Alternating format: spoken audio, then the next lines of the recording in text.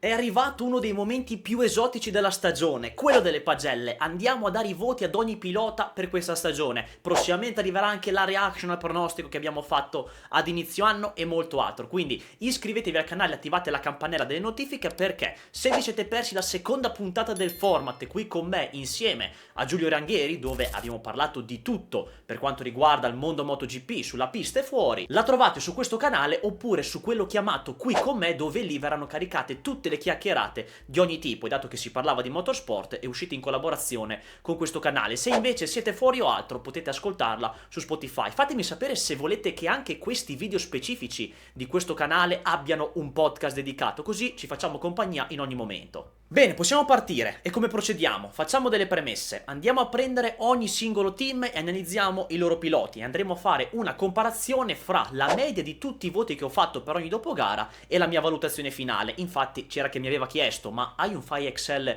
con tutti i voti? Sì, me li segnavo così, quindi oltre al mio voto vedremo la media, così vediamo se combaciano o no. Chiaramente i voti sono soggettivi rispetto al pilota e alla moto che guida, nel senso, se dovessi dare un 9 a Bezzecchi e un 9 a Luca Marini, quei due 9 sono due voti che si differenziano, non hanno lo stesso peso se confrontiamo due piloti, perché la moto che si guida ad oggi fa molto la differenza, anche se comunque il pilota ci mette ancora del suo, ma la moto ha nettamente un altro peso rispetto al passato, quindi i voti sono rapportati alla stagione del pilota in base a quello che il mezzo gli permetteva di fare, quindi ragioniamo in termini di competitività e lo vedremo varie volte nel corso del video. Infine non andremo a fare le valutazioni sui tester, sostituti e quant'altro, perché è una cosa molto diversa. Se volete ci sono quelle singole per ogni dopogara, se ad esempio vogliamo parlare di Pole Espargaró, ma non ha senso farle su tutta la stagione, come per Savadori che corre in un'altra maniera da tester, sviluppando delle componenti di Aprilia durante i weekend. Fatte queste premesse, alla fine del video fatemi sapere i vostri voti nei commenti, così ci confrontiamo, ci scrivete tutti i piloti, siete dei grandi, perché il vostro parere per il canale è sempre molto importante. Facciamo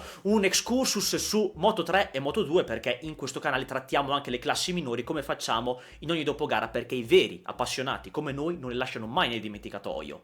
In Moto3 do un bel 9 a Rueda, perché sarebbe stata la sua ultima chance per vincere il titolo, dato che era il suo terzo anno nella classe cadetta, quindi era un oro mai più. A me come pilota è sempre piaciuto, è un bel talento che mi sembrava che già da quando era arrivato potesse essere uno di quelli che fa bene il primo anno e poi vince quello dopo. È maturato dopo e quindi comunque il talento lo conferma, ma adesso è importante che faccia un'ulteriore conferma in Moto2 per vedere realmente chi è. Ad Angel Piqueiras do un 6,5, perché comunque ha fatto secondo nel mondiale e ha vinto delle gare, però rispetto alle premesse che avevo mi sarei aspettato che fosse più dentro la lotta per il titolo, e non è mai stato realmente competitivo per vincere, non teneva il passo di Rueda, ecco, e quindi gli do 6,5, però per le aspettative che avevo non è neanche tanto così sufficiente per me. Alla grande invece Máximo Quilez, a cui do un bel 8,5, perché lui può essere un futuro astro nascente, uno di quei fenomeni generazionali che va forte veramente, non come Acosta, perché lui ha vinto subito il primo anno ed è di un'altra categoria, però Quilez ha le carte in regola per essere uno dei nuovi fenomeni del futuro e si sta un po' replicando questa cosa, diciamo, che ha fatto magari Alonso con Aspar lo scorso anno, oppure anche Izan Guevara. Quindi si candida al titolo per l'anno prossimo, si vede che è uno di quelli che ha il talento pure, poi allenarsi con Marc Marquez non è male. Questi sono i primi tre, ovviamente non li facciamo tutti, però andiamo a vedere anche un po' come sono andati gli italiani. Partiamo con Luca Lunetta, a cui do un 6. Ragazzi, non possiamo neanche giudicarlo così tanto perché è stato sfortunato per via anche dell'infortunio, ha fatto qualche zero, però comunque è uno di quelli che non ha un brutto talento, ha sempre dimostrato di avere qualcosa in più rispetto agli altri, quindi vediamo come confermerà le sensazioni che ci ha fatto vedere in Moto2. Secondo me con Bosco Oscuro si troverà bene. Per me è una stagione ovviamente anche rapportata sul fatto che aveva una Honda, quindi non ha sempre avuto una moto competitiva Lunetta magari per giocarsi il titolo, anche magari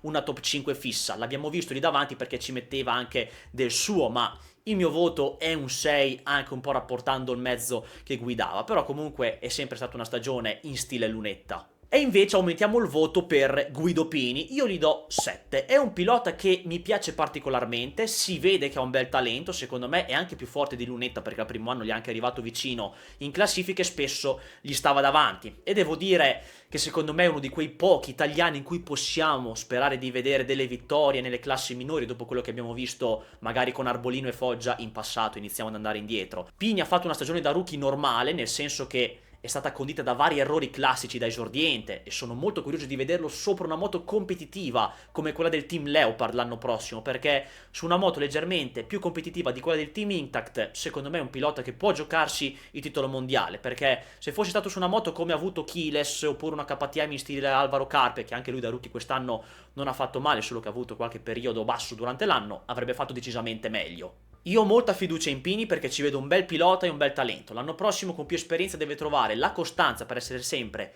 lì nei 5 e col suo talento secondo me ci può mettere qualcosa in più per giocarsi il titolo.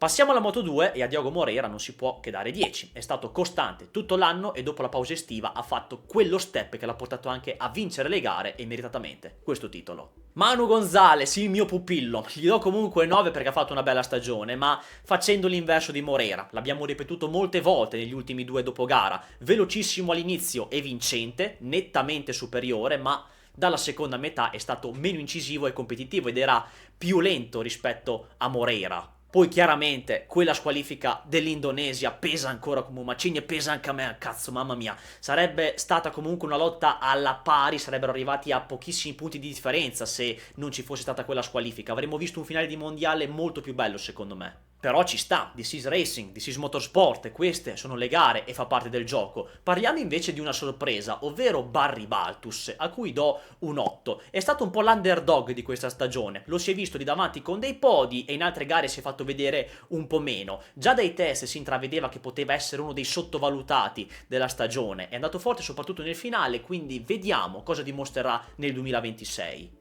Aaron Canetti invece, sempre il solito, per me è un 5 viste le aspettative dopo il finale dello scorso anno. Era partito bene facendoci vedere che il Canetti è costante, che non butta via le gare, era presente, ma poi è tornato ad essere il solito Canetti che o butta via le gare, fa degli zero ed è incostante. All'inizio infatti sembrava che rispettasse le aspettative di giocarsi il titolo, ma poi dopo la pausa estiva è calato. Celestino Vietti un po' delude con la Bosco Oscuro, per me è un 5, mi sarei aspettato un rendimento migliore soprattutto con una moto competitiva anche se è la seconda Bosco Oscuro dietro Dixon, però è stato un po' sottotono ed è quel Vietti che non fa quello step decisivo per stare sempre lì davanti. Una nota per i due Asparre, Olgado e Alonso, che l'anno prossimo secondo me ci faranno divertire, do un 7,5 a Olgado e un 7 ad Alonso, il primo fa vedere che è sempre costante ed è un pilota affidabile che porta risultati. Alonso invece ha dovuto combattere di più nell'adattarsi e ci sta, ci mancherebbe, ha sbagliato un po' di più e ci sta, è dovuto passare dal Q1 varie volte e ha fatto grandi rimonte. Per me ha confermato il grande talento che abbiamo visto in Moto3 e magari già un futuro in Ducati lo si può intravedere, non lo so, però Alonso è uno forte, tosto, mi piace molto. Bene, ora possiamo iniziare con la MotoGP. Andiamo con il team Prima Pramac Yamaha, dove quest'anno abbiamo visto Miguel Oliveira e Jack Miller. Per quanto riguarda la media dei voti complessiva che ho dato ad ogni dopogara, il portoghese ha un 5,71 e l'australiano un 5,80. Mancano le prime due gare perché in quelle due puntate non le avevo ancora portate come rubrica, però comunque quello che conta è la mia valutazione finale, non quella delle medie. Allora, su Oliveira non c'erano tutte queste grandi aspettative. Da un 2024 deludente con Aprilia si sapeva probabilmente che questa fosse la sua ultima spiaggia in MotoGP. Chiaramente forse poteva avere le carte in regola di fare meglio di Miller, qualche volta l'ha fatto e altre no, però non è stato a livello di poter guidare una Yamaha clienti ed è un peccato perché la sua carriera in MotoGP è stata contraddistinta da degli infortuni che non gli hanno permesso di esprimersi al massimo. Anche quest'anno infatti è stato fuori diverse gare. Oliveira è un pilota veloce e sa vincere come ci ha fatto vedere, a me infatti piaceva molto come pilota, solo che in questi ultimi anni si è perso molto, sicuramente anche a causa degli infortuni come dicevo, ma è giusto che non sia stato rinnovato, anche se come pilota in sé avrebbe le potenzialità per fare meglio di Miller ad esempio, però i risultati fanno la loro parte e seppure Miller non ha fatto una buona stagione, Oliveira è stato ancora di più al di sotto in generale ed è quasi ingiudicabile come stagione, perché ci sono tanti fattori che ti fanno dire vabbè, non può fare altro, è messo lì così, quindi comunque il mio voto alla stagione di Miguel Oliveira è comunque un 5. Mentre invece per Jack Miller è un 5,5. Siamo un po' sullo stesso discorso di Oliveira, dove però non parliamo di infortuni, perché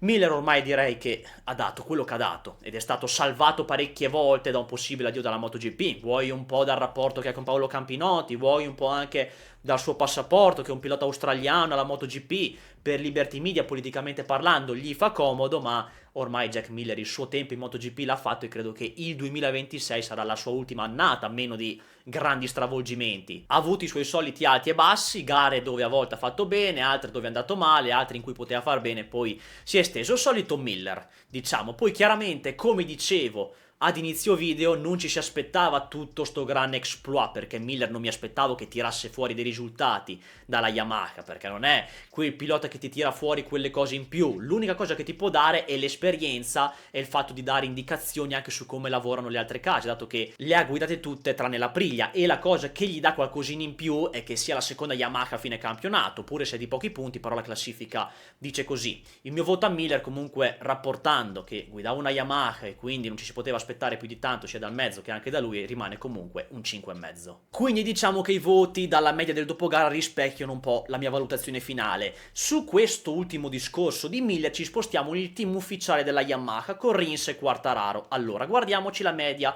dei singoli voti. Rins si becca un 5,65 e Quartararo un 7,11. Allora, con Rins diciamo un po' le solite cose da qualche anno, che è ingiudicabile come pilota. Vi dico subito che per me è un 4,5 come voto alla stagione, ma perché? Perché è finito dietro la Yamaha clienti di Miller, anche se poi non aveva niente di diverso come moto, perché c'erano 4 Yamaha ufficiali in pista, però da pilota ufficiale finire dietro a uno satellite, pure se di pochi punti, è un risultato abbastanza negativo, perché almeno essere la seconda Yamaha era già un qualcosa in più. È un 4,5 che rispecchia queste due cose, la stagione negativa in sé ed essere la terza Yamaha, ma rovesciando la medaglia è un 4,5 che non ha quel sapore di 4,5 così drastico, perché Rins da quell'infortunio del Mugello di qualche anno fa non è più lo stesso pilota, corre con una gamba e mezzo, perché quell'incidente lì non lo fa più correre al 100%, ed è per questo che dico che è ingiudicabile, perché un Rins al top della forma secondo me tirerebbe fuori qualcosa in più dalla Yamaha, perché lui è uno dei talenti puri più forti che sono passati in MotoGP nell'ultimo decennio.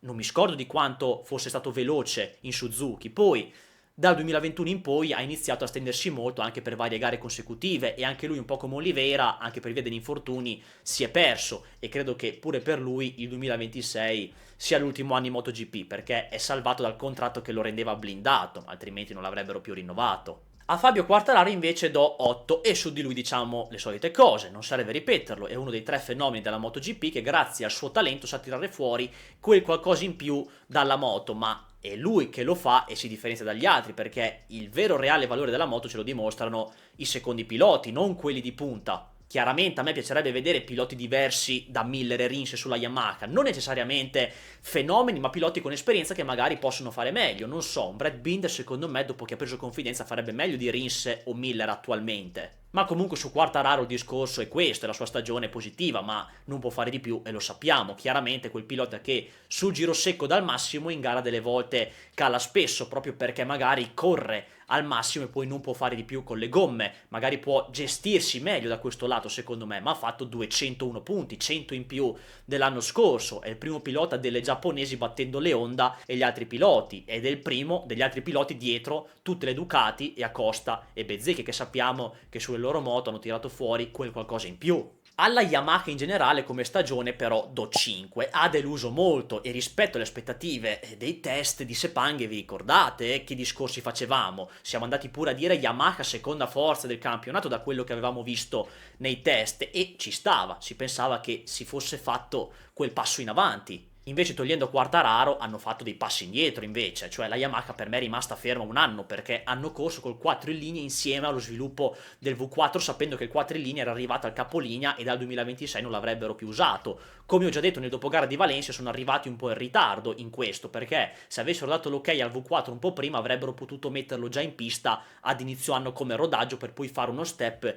nel 2026 e non è stato così, quindi anche per l'anno prossimo per la Yamaha è un terno all'otto, se c'è un minimo di competitività bene, se no sarà un altro anno in via di sviluppo e Quartararo dirà addio probabilmente e non aspetta più. Io terrei d'occhio comunque la Yamaha per il 2027, secondo me potrebbe esserci lì con la nuova 850. Una possibile svolta di competitività a livelli più alti secondo me con il motore V4 che sarà più disposto al 2027 che al 2026 ci potrà essere proprio perché useranno la prossima stagione come rodaggio in vista, si spera, di un V4 forte poi dal 2027. È arrivato il momento della Honda, continuiamo con i nipponici, iniziamo con il team LCR. Chantra con la media ha un 5,87, Zarco un 6,14. Con Chantra o gli do un senza voto o un 5 o un 6, fate voi, non dilunghiamoci troppo, lo sapevamo che era lì per questioni di passaporto, è stato un esperimento fallito da parte di Dorna per avere una fetta di pubblico asiatico cercando di sfruttare il fatto che corresse per il team di Mitsu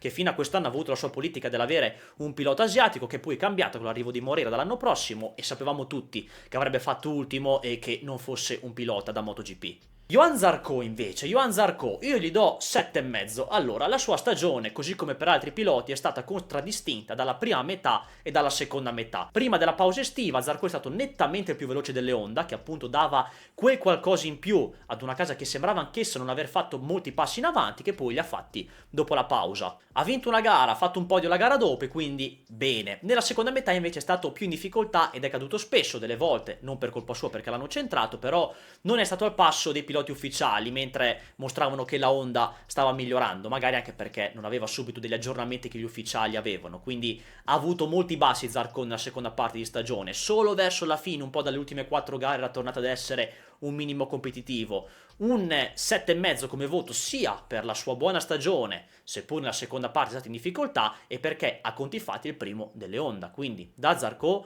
su questa Honda come pilota ufficiale su un team cliente va bene questo rendimento, anche in vista dell'anno prossimo, è praticamente un tester in pista. Se Zarco è stato il primo delle Honda è anche perché Luca Marini è dovuto star fermo per l'infortunio che ha avuto, perché se ci fosse stato a pieno regime sarebbe potuto essere lui la prima Honda, infatti poi ha chiuso a meno 6 da Zarco dopo che ha saltato 3 gare. A Luca Marini do 7, quindi vicino a Zarco, perché per me in generale come costanza, seppur non abbia vinto una gara e non ha fatto un podio, che vabbè la vittoria di Zarco è successa in un weekend particolare con la pioggia e tutto il resto, perché sull'asciutto la Honda per vincere non è ancora pronta, però è stato il pilota che rispecchia le sue caratteristiche, lavoratore, costante, senza avere quel talento puro che comunque secondo me si meritava il podio anche più di Mir per i risultati che ha fatto, ma nel complesso per me guardando tutta la stagione con la costanza è stato il migliore delle Honda e lui può essere un buon secondo pilota nel 2027 se la Honda prenderà un top rider. Dalla media dei voti Marini ha un 6,88 e quindi ci sta che rispecchi il mio 7, mentre Mir ha un 5,94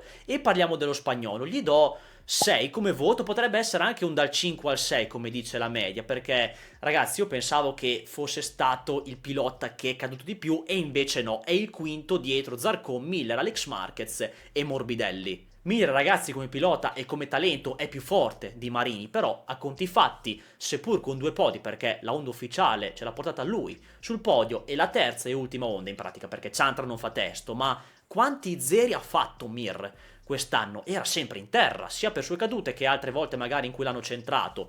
Sono sicuramente di più quelle dove è caduto da solo, ma ragazzi come pilota non è stato affidabile. Mi prendo tutta la vita, come ho già detto varie volte, un Luca Marini che sicuramente è meno forte, non mi fa quel podio in più, ma almeno è costante e porta a casa dei risultati appunto costanti. Alla Honda in generale comunque do un 7,5 perché c'è stata una netta crescita grazie ai test e agli sviluppi nella seconda metà di stagione, grazie appunto ai nuovi aggiornamenti che hanno migliorato la stagione dopo un inizio dove si vedeva che era un po' meglio già della Yamaha ma non così tanto. E invece poi hanno fatto un grande step sia sulla pista che nelle fasce delle concessioni. Significa che gli investimenti sia a livello economico che tecnico hanno giovato, e quindi la Honda ora deve continuare così perché ha altri grandi margini di miglioramento a livello di moto che potrà fare quell'ulteriore step per vincere quando arriverà il top rider, perché la Honda finché non prende il pilota forte vincente rimane ferma fino a un certo punto, però vedo buonissime prospettive. Entriamo nella KTM adesso, che sappiamo che ha avuto una stagione particolarmente travagliata per la sua situazione economica che l'ha colpita,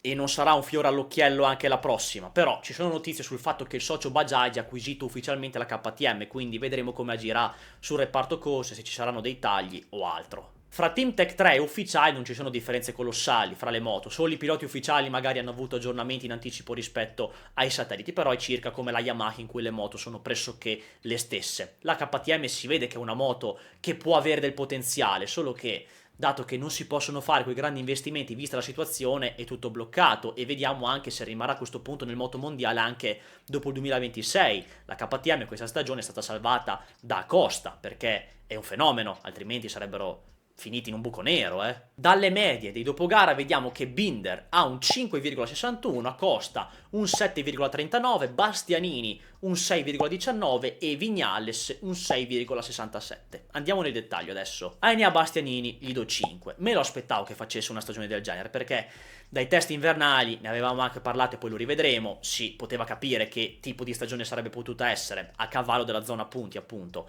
e lui proprio non si è trovato con questa moto, tranne dopo la pausa estiva. Lì è stato bello vederlo veloce perché sappiamo che il potenziale ce l'ha e sa andare forte, però è stata solo una breve parentesi di 4 gare, da Brno a Barcellona, mettendoci di dentro anche delle sfighe. Poi da Misano è tornato a far fatica come ad inizio stagione, ma questo anche gli altri della KTM, sia Bastianini che la KTM in generale sono cresciuti dopo la pausa estiva e poi da Misano sono calati nuovamente, e ne ha poi a quel tallone d'Achille della qualifica che gli compromette il weekend già da subito e di conseguenza poi le 2 gare. Si sa com'è la MotoGP di oggi. Quindi cosa dire della stagione di Bastianini? Peccato che non si possa esprimere, al momento non si trova con la moto, chiaramente lui non è un pilota da 13ª, 14ª e 15ª posizione. Quando la KTM è migliorata, appena lui si è fatto vedere e si pensava che potesse essere costante, però poi appena c'è stata una battuta d'arresto non si è più andati avanti. Quanto ci può fare il pilota? Non lo so, dovremmo chiederlo agli esperti. Però per me non è sufficiente la stagione di Bastianini. Gli do 5 anche se mi dispiace perché è uno dei miei piloti preferiti. Sicuramente non ha tutte le colpe perché la moto fatica e si è ritrovato in una situazione drammatica dal lato finanziario aziendale. Maverick Viñales invece lo possiamo giudicare solo per metà stagione. Io gli do 6,5 fino al Sachsenring perché da lì in poi è stato fermo e quindi quando era tornato era ancora mezzo infortunato. Si è rifermato ed è tornato a Valencia, quindi non poteva fare niente a livello competitivo. Certamente è stato quello che all'inizio, prima della pausa estiva, fra i suoi compagni di marca era quello che interpretava meglio la KTM, e ci sta perché anche lui è uno dei più grandi talenti dell'ultimo decennio fra tutti gli altri suoi difetti, quindi prima dell'infortunio sicuramente è stata una stagione positiva, gli do 6,5 da quel punto di vista. Per il resto non si può giudicare perché è stato infortunato, non è un'annata pienamente giudicabile, ma sono molto curioso della prossima, vediamo se continua a mostrare quel potenziale e come lavorerà anche con Jorge Lorenzo. Brad Binder invece ha deluso ancora, per me è un 5, non è più il Binder del 2023 e non ha riscattato un 2024 altrettanto deludente. Soffrirà la presenza di Acosta? Può essere, però non è più il Binder che conosciamo, esplosivi in qualifica e nella sprint. L'unica cosa è che è una rogna da sorpassare, perché frena in una maniera clamorosa e questi piloti lo sanno benissimo. Però no, totalmente insufficiente ed è anche fuori dalla top 10 della classifica generale. Penso che il 2026 possa essere la sua ultima spiaggia in KTM, dopo che ci avevano puntato molto in passato, giustamente perché andava forte, ma fargli un contratto di 3-4 anni secondo me è stato un po' eccessivo. Come dicevo prima, Pedro Acosta è quello che ha tenuto in piedi la baracca, altrimenti ciaone. Acosta, a cui do un 8,5, dico tranquillamente che è il mio pilota preferito della MotoGP attuale insieme a Bezzecchi, e su di lui diciamo sempre i soliti discorsi. È un fenomeno generazionale, anche più forte di Quartararo, che vincerà dei mondiali. Sicuramente quest'anno ha sbagliato un po' di volte dove è caduto in maniere un po' da pollo, come se sembrasse ancora un rookie, dove mandava al limite una moto che non gli permetteva di fare più di tanto. E una volta trovato quel limite si è capito che più dei risultati che ha fatto non poteva fare, soprattutto le ultime gare. Quei piazzamenti lì di Acosta sono veramente il massimo e la KTM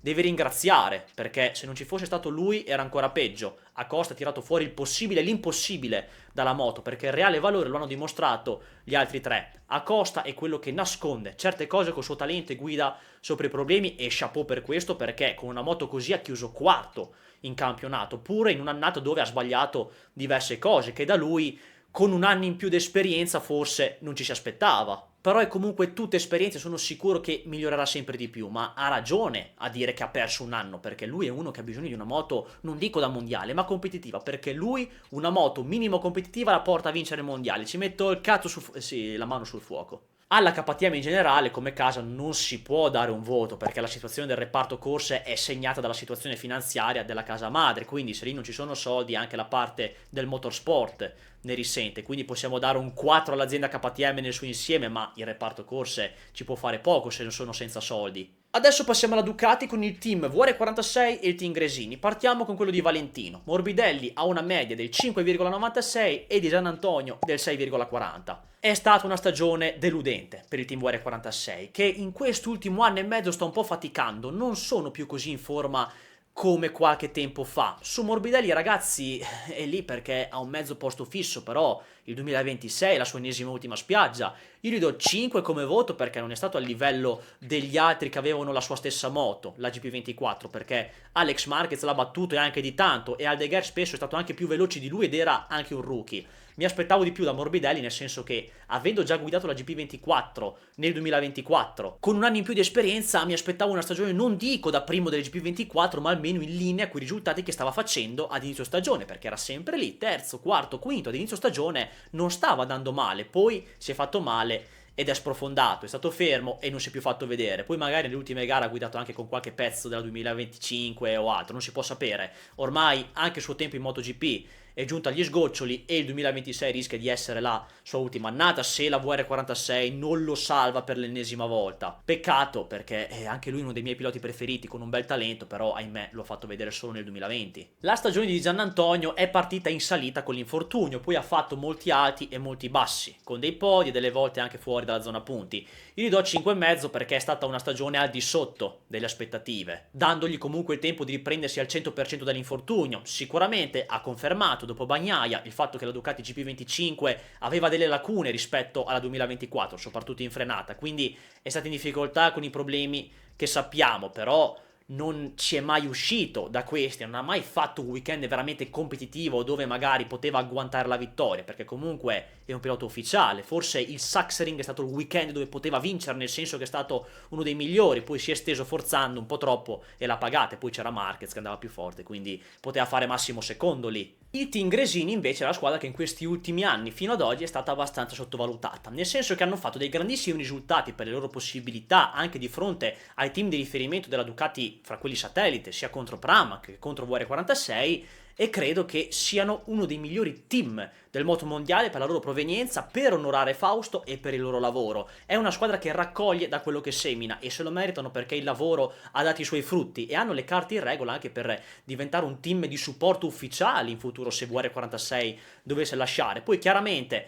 con le GP24 i piloti hanno avuto anche un boost in più, perché per me quella moto lì è praticamente perfetta e la possono guidare quasi tutti, mentre se già si incontra qualche difficoltà con un'altra moto tipo la GP25 si vede già meglio il livello di alcuni piloti. Ma Team Gresini è anche una squadra che sa scegliere i piloti, anche magari sotto comunque le dritte della Ducati dei piani alti, e quindi dalle loro medie ad Alex Marquez salta fuori un 7,63 e direi che è anche abbastanza basso, ma forse anche dettato dai risultati delle ultime gare dove non ha corso così al massimo perché era certo della seconda posizione del mondiale, quindi voleva gestire quella. Mentre per Aldeguer salta fuori un 6,5, ma lui è un rookie e continuiamo con lui brevemente perché è sicuramente un bel talento, lo ha dimostrato vincendo anche una gara, quindi è uno veloce. Per me è un 7+, è stata una stagione contraddistinta da forti alti e forti bassi perché a volte era anche fuori dalla zona punti, è un'incostanza classica da rookie. Chiaramente esserlo e salire subito su una Ducati facilita molto il percorso rispetto a salire su una Yamaha o una Honda, non dico neanche l'Aprilia perché forse Aldeguer avrebbe fatto meglio di Ogura da rookie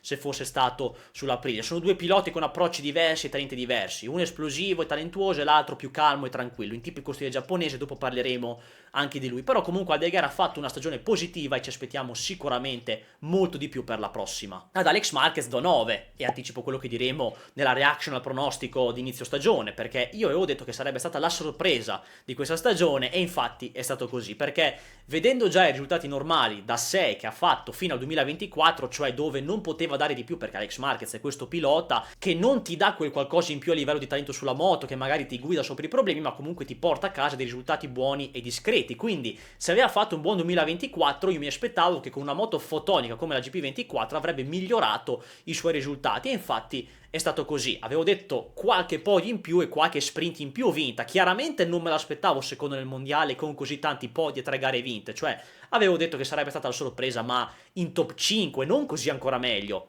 E credo ancora che una stagione migliore di questa non la possa fare, a meno che un giorno non vada nel team ufficiale senza suo fratello Marc a fianco e lì potrà giocarsi un mondiale seriamente. Con questo breve excursus sulla Ducati Satellite passiamo alla Aprilia, tra cause e factory, perché anche qui ci sono 4 moto ufficiali in pratica. Allora, con il team gestito da Davide Brivio, dalla media abbiamo un 6 spaccato per Ogura e un 6,12 per Raul Fernandez e diciamo che siamo in linea. Ad Ogura do anche 6,5 perché è stato quello che ad inizio stagione, da rookie se vi ricordate, era quello che andava più forte sulla Aprilia rispetto a Bezzecchi e Fernandez, la interpretava meglio, poi si è infortunato e ha perso quei momenti in cui la Aprilia stava iniziando a crescere, lui non è tornato al passo dopo il rientro, rimanendo un po' fermo. Però secondo me ha fatto una classica stagione da rookie, condizionata dall'infortunio perché secondo me poteva fare appena meglio, ma nel miglioramento della Aprilia lui è quello che, come dicevo, è rimasto un po' più fermo, però chiaramente lui non è quel gran talento, fenomeno clamoroso. È un classico pilota giapponese, tranquillo, metodico, che migliora solo andando avanti. A me Ogura comunque come pilota non dispiace. Mentre invece su Raul Fernandez sapete come la penso, l'ho detto varie volte che per me non è tutto sto gran pilota, anche se è un bel talentino perché nelle classi minori ha saputo essere veloce e anche quest'anno lo è stato in certi frangenti. Gli do 7 ed è un pilota in cui Aprilia ha creduto anche quando non meritava di rimanere in MotoGP perché per me già il 2024 era la sua ultima spiaggia, l'hanno rivolto ancora e ho detto che era la sua ultima chance anche il 2025. È giusta la riconferma perché coi risultati questa volta l'ha meritata e deve fare un monumento a Massimo Rivola, lui perché il suo pupillo l'ha salvato lui, o anche magari Davide Brivio con il team Tracause, ma che fatica, chiaramente i suoi risultati sono migliorati grazie anche all'evoluzione della Priglia, perché prima era sempre intorno alla zona punti, facendo una delle sue classiche stagioni in MotoGP senza eccellere, poi dalla seconda metà di stagione ha iniziato anche a guidare meglio. E si è portata a casa anche una vittoria, quindi come pilota di un team satellite lui ci sta, ma non da ufficiale, a mio avviso. L'anno prossimo sarà quello da in o out, cioè o conferma oppure rimane dov'è e non migliora più. Per quanto riguarda l'Aprilia ufficiale, invece, con le medie Martin ha un 6,42 e Bezzecchi un 7,64, ma non va neanche considerato Martin, è palesemente un senza voto. Quello dello spagnolo non ha corso e nei weekend dove c'è stato doveva sempre combattere quei dolori e imparare letteralmente a conoscere la moto. Poi a Motegi si è fatto male nuovamente e questo processo di apprendimento si è interrotto e ricomincia quasi da capo se non all'1%, quindi la sua stagione è completamente ingiudicabile nonostante si sappia il suo potenziale. Bezzecchi invece è stato magnifico, ha avuto una reazione clamorosa. Dopo l'infortunio di Martin si è preso sulle spalle non un intero team ma l'intera casa Piaggio. Si è fatto il culo sbattendosi nei coglioni come sa fare lui, ha guidato lo sviluppo della squadra e si merita a pieni voti un 9 per la sua stagione. Terzo nel mondiale quando inizio anno era impronosticabile. Magari ce lo si aspettava da Martin col potenziale che poteva dare, poi è successo il patatrack anche per questioni extrapista, ma Bezzecchi mi aspettavo che avrebbe avuto un inizio di stagione difficile per poi migliorare sempre e arrivare a una certa, ma non così tanto, cioè lui ha avuto un exploit incredibile, così come la moto in sé con le evoluzioni, portandola anche a vincere e a tratti essere più forte della Ducati GP25 quando non c'è Marc Marquez, e poi il suo modo di correre proprio che se ne sbatte i coglioni, non guardando in faccia a nessuno come fa Costa, a me piace un casino e questo contraddistingue certi piloti. Il mio voto all'Aprilia come casa è un 8,5 perché durante la stagione è cresciuta in maniera esponenziale e come dicevo con Bezzecchi nelle piste in cui l'Aprilia sa andare forte ha battuto anche le prestazioni della Ducati GP25 senza Marc Marquez, quindi ora va continuata questa linea per arrivare a fare quello step in cui si è sempre lì a giocarsi la vittoria, non solo i podi perché l'Aprilia ha i piloti e può farcela. Il 2026 sarà un anno molto importante per vedere i progressi di Noale.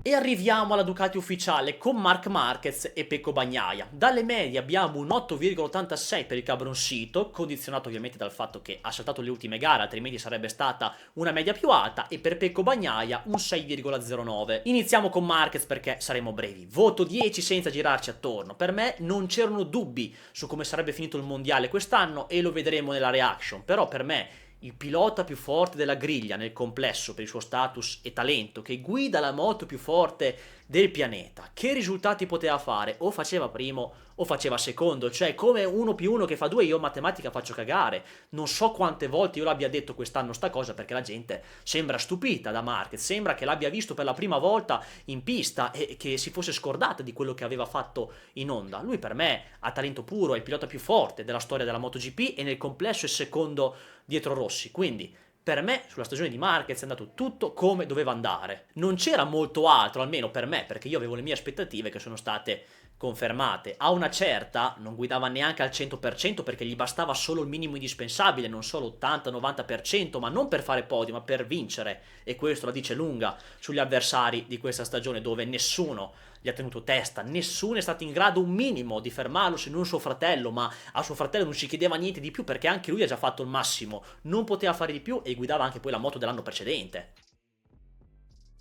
Mentre su Bagnaia, ragazzi, il mio voto alla stagione è un 4,5. Sì, fa molto male, però è stata una completa debacle. Mi dispiace molto, possiamo fare tutti i discorsi che vogliamo su quando ha avuto le sfighe di turno, che delle volte l'hanno centrato, che quando una cosa sembrava andare bene subito ne capitava una negativa che lo ributtava giù. Siamo tutti d'accordo e sono tutte cose che provengono da un momento dal quale si può solo andare avanti e imparare, perché sono questi momenti che ti rendono più forte, non quelli quando vinci. Però a conti fatti la stagione di Bagnaia è stata inspiegabile sotto certi aspetti, perché una volta bene e le altre no. A Motegi ha dominato e poi le gare dopo era ultimo, cioè non si spiega tutto questo, è stata un'altalena. Una stagione deludente e addirittura chiusa con il quinto posto in campionato. Se uno spariva dalla terra all'inizio della stagione, dopo che ha visto i test, i pronostici, non ha visto tutta la stagione e ritornava a fine anno e vedeva Bagnaia quinto, si sparava forse, cioè diceva: ma cosa è successo? Cadevi e buttavi via le gare come nel 2024? Non ci sarebbe stata un'altra spiegazione altrimenti. Io la leggo così questa stagione di Bagnaia, come già avevo sentenziato in uno degli scorsi dopo gara, dopo tutti i discorsi